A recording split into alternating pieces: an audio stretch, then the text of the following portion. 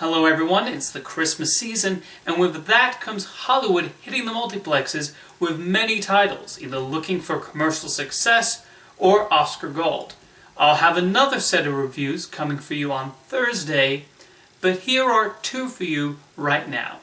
First is the latest animated film from Illumination Entertainment, with director Garth Jennings creating an ensemble film featuring an entire cast of singing animals.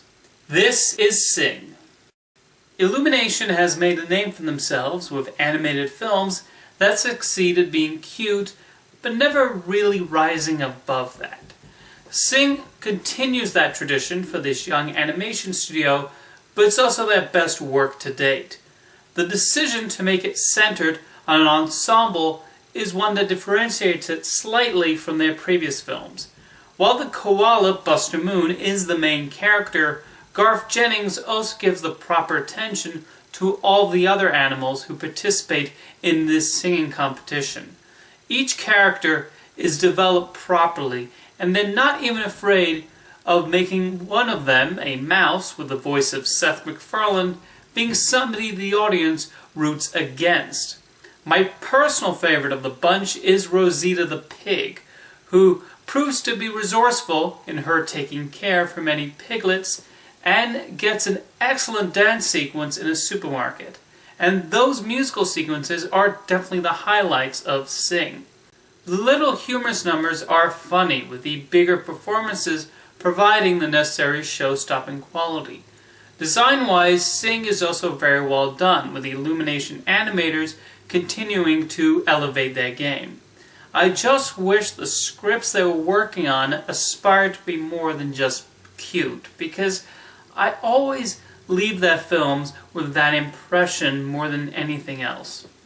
Nonetheless, while Sing does feel like a mix of Cats Don't Dance and Pitch Perfect, it also manages to be its own joyful thing. Next up is a space adventure with Chris Pratt facing quite the moral dilemma in Morten Tyldum's Passengers.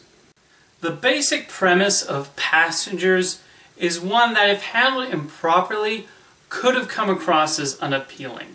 A man stuck alone in space who ends up waking up a woman, thus leading to her having the same sad existence as him. Yet, Passengers somehow manages to make it work. Precisely because it's self-aware, the premise is a little creepy.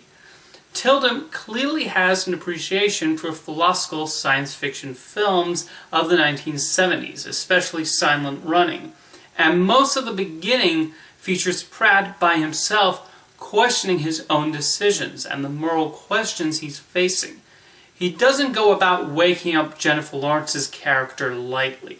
He's constantly wrestling with a decision for many months, and even hesitates right before doing it.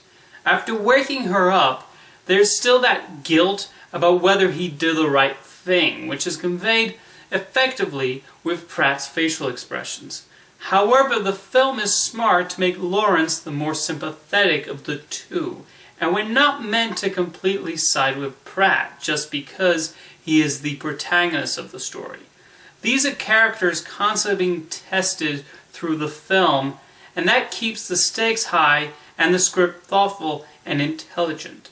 Visually, Passengers is quite impressive to look at. Quite a few sequences will stand out in many people's heads and make this a potential contender for Best Visual Effects nomination.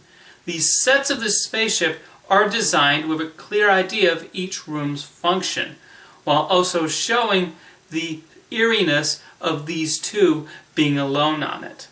Plus, there is Thomas Newman's score, which definitely makes one think Morten Tyldum is a huge fan of WALL-E.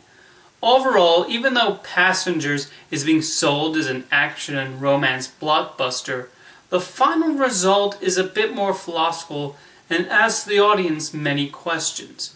It's not a purely black and white film, and its depiction of these characters' decisions, and I give the film credit for that. Thank you for watching this week's reviews, and I'll see you again Thursday for a couple more.